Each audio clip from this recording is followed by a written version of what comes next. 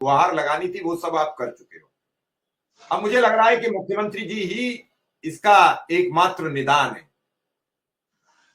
मैं कह रहा हूं शायद मेरी बात से आप भी सहमत होंगे और मुख्यमंत्री जी चाहेंगे तभी ये निदान होगा, तभी ये समस्या का सॉल्यूशन होगा, समाधान होगा। शुक्ला जी। मिश्रा जी प्रणाम।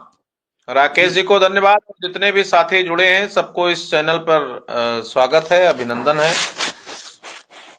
मिश्रा जी पूरी तरह से ये बात पहले से तय है और मैं भी कह रहा हूं और मैंने कल भी कहा, उसके पहले भी मैंने कहा कि निचले स्तर पे जितनी बातें होनी थी आधिकारिक रूप से या जनप्रतिनिधियों के माध्यम से वो पूरी तरह से हो चुकी है। माननीय मुख्यमंत्री जी को ही आर्थिक समस्या का समाधान करना है।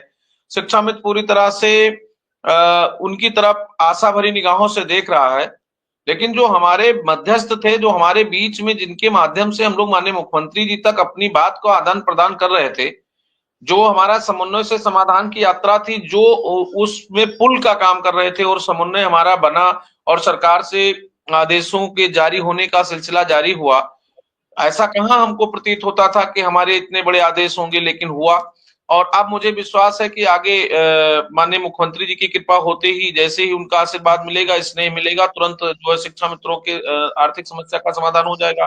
तो इस विषय पर माननीय मुख्यमंत्री जी से ही हम लोग की चर्चा होनी है। अब उसका माध्यम है माननीय बेसिक शिक्षा मंत्री जी।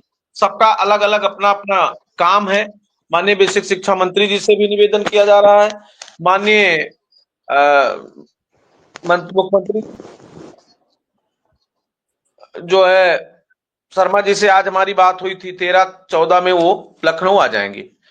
अभी वो दिल्ली से नोएडा आए हैं तो उनका भी कुछ काम है, पूरे 1 महीना वो दिल्ली रहे। तो ऐसे तमाम परिस्थितियां हैं। तो सभी जितने भी हमारे सहयोगी हैं और जिन जनप्रतिनिधियों के माध्यम से हमें माननीय मुख्यमंत्री जी तक अपनी बात को पहुंचाना है, पूरी जिम्मेदारी के साथ मैं कह रहा हूं कि उत्तर प्रदेश प्राथमिक शिक्षा मित्र संघ पूरी ताकत के साथ कल से इस मिशन पे लगेगा।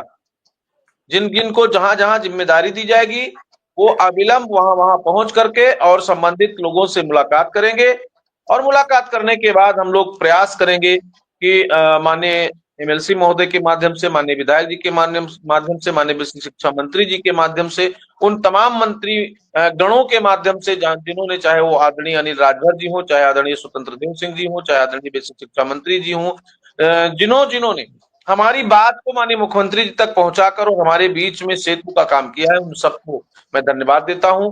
और अब चूंकि समस्या हमारा बहुत गंभीर हो गया है, हम लोगों की समस्याएं बढ़ी हुई हैं। अब अभी जैसे आपने कहा राकेश जी को शादी की जरूरत है, बेटी की शादी है। शुक्ला जी बता देंगे, अमित जी देवरिया से हैं और अमित जी की पत्नी इस समय अस्पताल में है, गंभीर है। अमित जी देवरिया, राकेश जी हैं। सैकड़ों लड़कियों की शादी इस बार है। हमारे तमाम भाई बहन रोज बीमारी से ग्रस्त हैं। किसी की पत्नी बीमार है, किसी के पिता बीमार है, कोई स्वयं बीमार है, किसी को बड़ी बड़ी गंभीर बीमारियां हैं, कैंसर है, तमाम ऐसी समस्या। मैं क्या बताऊं, अभी तमाम हमारे विकास खंड के 2 साथी कैंसर से पीड़ित थे। उनका सहयोग जितना संभव हो पाया ब्लॉक स्तर से, जिले स्तर से कराया गया। तो मिश्रा जी एक बड़ी समस्या है और इस समस्या से संघर्ष के लिए हम लोग बढ़े हैं। और निश्चित रूप से अब चूंकि मानदेय नहीं बढ़ा तो संगठन के तरफ से मैं कोई पहल नहीं कर पाया, चूंकि जो जितना है उसी में पीड़ित है।